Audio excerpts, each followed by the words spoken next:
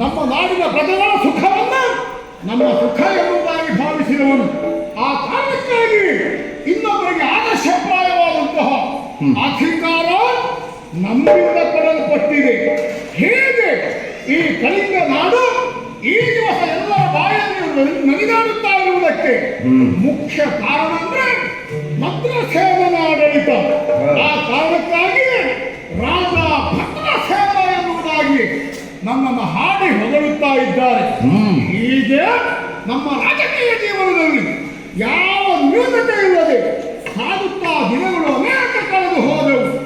ಹೀಗೊಂದು ದಿವಸ ಅಧಿಕಾರದಲ್ಲಿರುವಾಗ, ಸಿಂಹಾಸನವನ್ನು ಏರಿರುವಾಗ ದೇಶಾವರಿ ಬ್ರಾಹ್ಮಣರೊಬ್ಬರು ನಮ್ಮಲ್ಲಿ ಅವರಿಗೆ ಆಗಮಿಸಿದರು. ಬಂದ ಬ್ರಾಹ್ಮಣರನ್ನು ಕರೆತಂದೆ ಯೋಗ್ಯವಾದಂತಹ ಉಪಚಾರವನ್ನು ನೀಡಿ ವಿಶೇಷ ವಿಷಯಗಳಿದ್ರೆ ತಿಳಿಸಬೇಕು ಎನ್ನುವುದಾಗಿ ವಿನಯಿಸಿಕೊಂಡ್ರು. ಅನೇಕ ವಿಚಾರಗಳನ್ನು ತಿಳಿಸಿರುವಂತಹ ಬ್ರಾಹ್ಮಣರು ಒಬ್ಬಳು ರಾಜಕುಮಾರಿಯ ವಿಷಯವನ್ನು ನನ್ನಲ್ಲಿ ಹೇಳಿಕೊಂಡ್ರು. ನಡವರ್ಮನ ಮಗಳಂತೆ, ರತ್ನಾವತಿ ಎನ್ನುವವಳಂತೆ ಈ ಲೋಕದಲ್ಲಿ ಅಪ್ರತಿಮ ಚಲುವಳು, ಅರಸನಾದಂತಹ ನಿನ್ನ ಪಾಲಿಗೆ ಯೋಗ್ಯರು ಎನ್ನುವುದಾಗಿ ಹೇಳಿಕೊಂಡ್ರು. ಆಗ ಸ್ವಲ್ಪ ಮನಸ್ಸಾದದ್ದು ಹೌದು.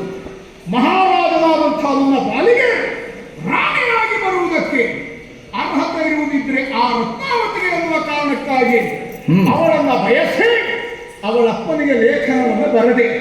ನಿನ್ನ ಮಗಳನ್ನು ನಾನು ಒಪ್ಪಿದ್ದೇನೆ, ಮೆಚ್ಚಿದ್ದೇನೆ, ಆದ್ದರಿಂದ ಮಗಳನ್ನು ಧಾರೆಯನ್ನು ಮದುವೆ ಮಾಡಿಸಿಕೊಡು ಎನ್ನುವುದಾಗಿ ಅವನ ಉತ್ತರದ ಪ್ರತೀಕ್ಷೆಯಲ್ಲಿ ನಾನಿದ್ದಾಗ ಬಂತಲ್ಲ.